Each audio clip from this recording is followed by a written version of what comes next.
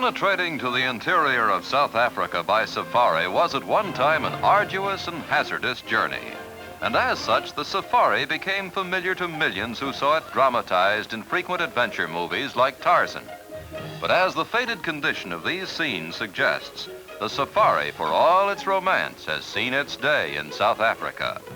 Long ago, the paths of the men on safari were followed and widened by others who had come not to visit, but to remain.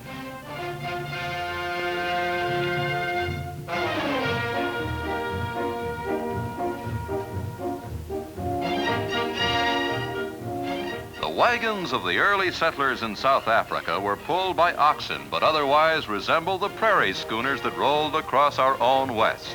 And as in America, the pathways they followed were soon straightened and later hard-topped, eventually to become the familiar pace-setting highways of today. Wonders of nature that once were accessible only to a few now offer an exciting challenge to anyone with a car key or a bus ticket.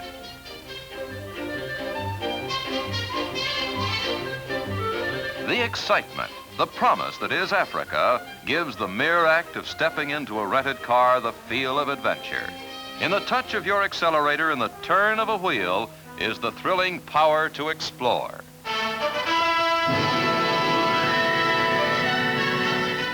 Where better to begin than the northern capital, Pretoria? Here, the classic Union building commemorates the organization of the Union in 1910, when 4 separate provinces or states became the Union of South Africa. The many monuments marking the skyline of Pretoria are an indication of how conscious South Africa is of its early struggles and achievements. It is a pride that Americans especially must recognize and condone. The Voortrekker Monument recalls the Great Trek of 1836, a spectacular march into the interior made by many hundreds of Dutch-descended colonists. They endured extreme hardships to secure self-government. Today, however, moving between the main cities of South Africa is no hardship. On the contrary, it is a rare motoring thrill made easy and safe by the national road system.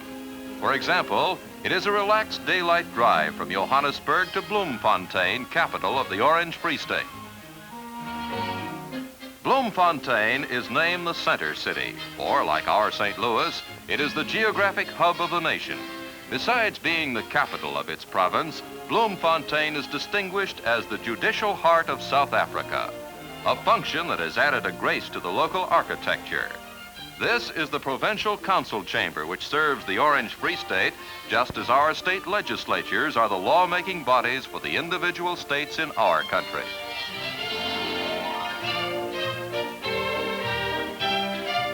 Even in South Africa, the spectacle of the countryside sometimes must wait. Incidentally, this pool is more than 450 feet long, almost enough room to navigate the Big Mo. Just over 2 hours' drive from Bloemfontein is Kimberley, scene of some of the most vivid chapters in South African history. Kimberley is the famous diamond city. In 1867, the discovery of the precious stone brought a great flood of diamond seekers to this spot.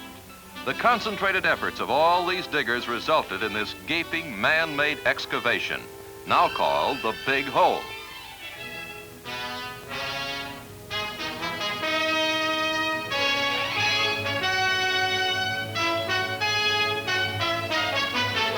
Today, hundreds of tons of ore must be elaborately processed to produce the merest handful of the raw and rare mineral.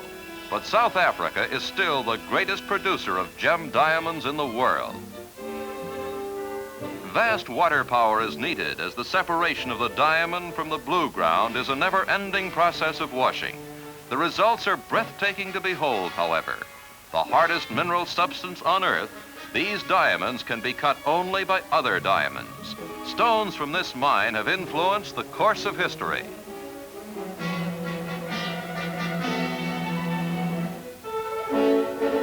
Security is a matter of constant vigilance at Kimberley.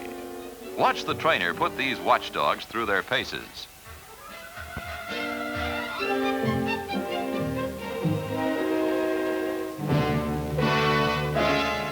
think twice where the law moves on 4 feet. The urge to keep moving, to enjoy more and more of the African panorama is irresistible.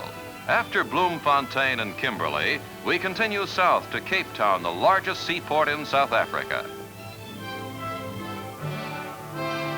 The new national road tunnels and curves through majestic mountain lands on its way to Cape Town.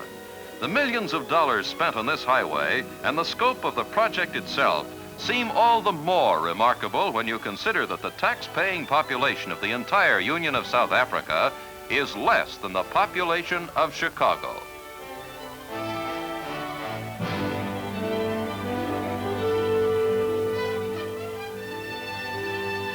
In Cape Town, those who are arriving in South Africa by sea often bring their own cars from America. Though cars can be rented in Cape Town, many like the peculiar novelty of sightseeing in Africa behind the wheel of the same car they drive to the office in Pretoria or Birmingham or Denver. At any rate, a car gives the visitor access to any area of this far-flung nation and allows him to command his own schedule. No time is lost in bringing the cars to the dock ready for immediate use.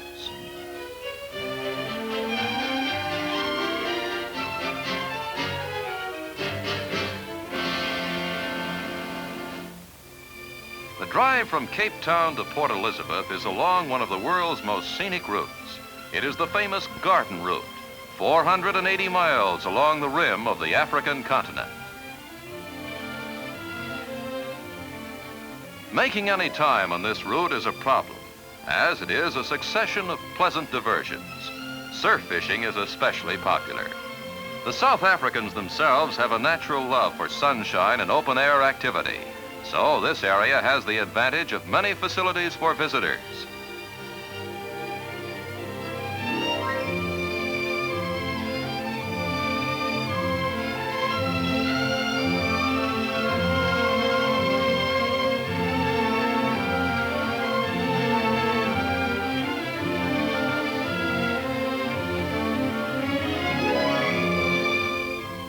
Yes, it's a far cry from the tree houses and tents of the Africa we have seen in the movies.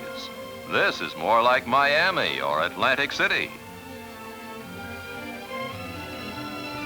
As if to prove the comparison, the beaches spread a long, sandy welcome mat to the visitor looking for relaxation in the warm rollers of the Indian Ocean.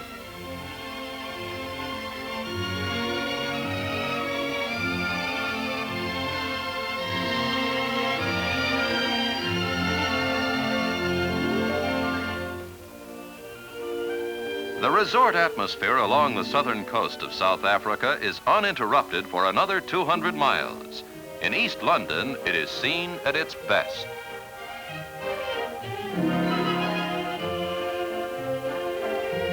This is Oxford Street, a study of contrasts. From ultra-modern hotels, you overlook the Indian Ocean and the colorful international shipping that visits East London.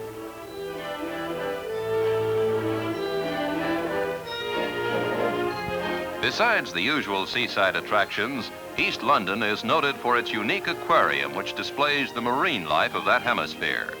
And who wouldn't recognize the penguins? Somehow these familiar polar creatures always manage to look as though they had just become lost on the way home from the Stork Club.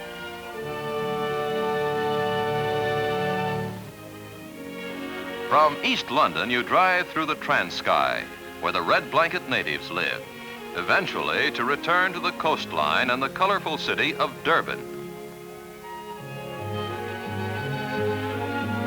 You continue on the smooth 4-lane national road, though you are riding closer to the most primitive areas of South Africa. These rickshaw boys have become a virtual trademark of the city, which enjoys a year-round holiday season.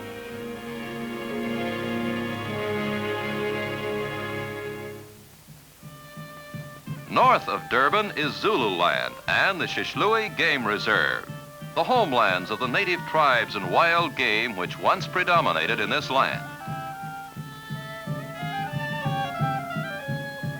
This is Zululand, where not long ago war drums echoed through the valleys. and men armed only with spears and clubs met in savage battles.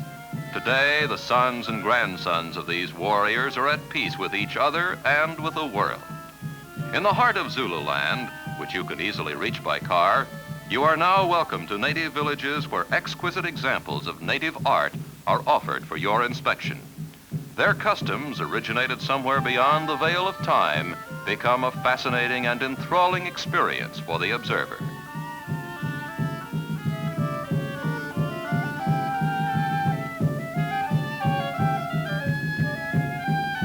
Nearby in this wilderness district is the Xixlui Game Reserve.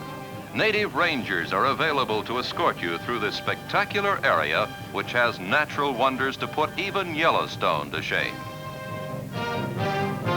The water buffalo, rated among Africa's most ruthless and unpredictable creatures. Though you are permitted to walk if you keep the ranger with you, it is often more prudent to observe game like these water buffalo from the safety of the car. It is impossible to imagine the thrill experienced when you encounter these spectacular animals in their own element.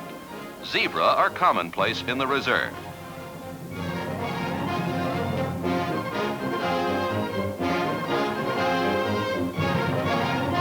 The chances to record these sights on film are too good to miss.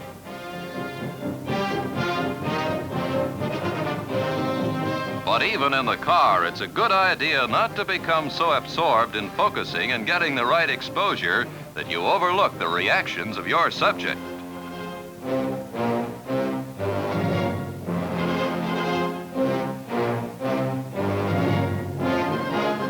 At times like this, you must be really dedicated to your hobby to stand your ground. But he was only bluffing. Lucky for you. Nearing the end of your tour, the floodgates of memory open wide. The panorama of South Africa riots through your mind. Gaudy, breathtaking splendor, exotic customs, rich traditions, and flashes of primitive life. The wonder of modern cities grown from wilderness in the span of a single life. The charm of the experience is unforgettable. Whatever your impressions of South Africa, however, they reflect a country that is unique in its amazing and colorful contrasts.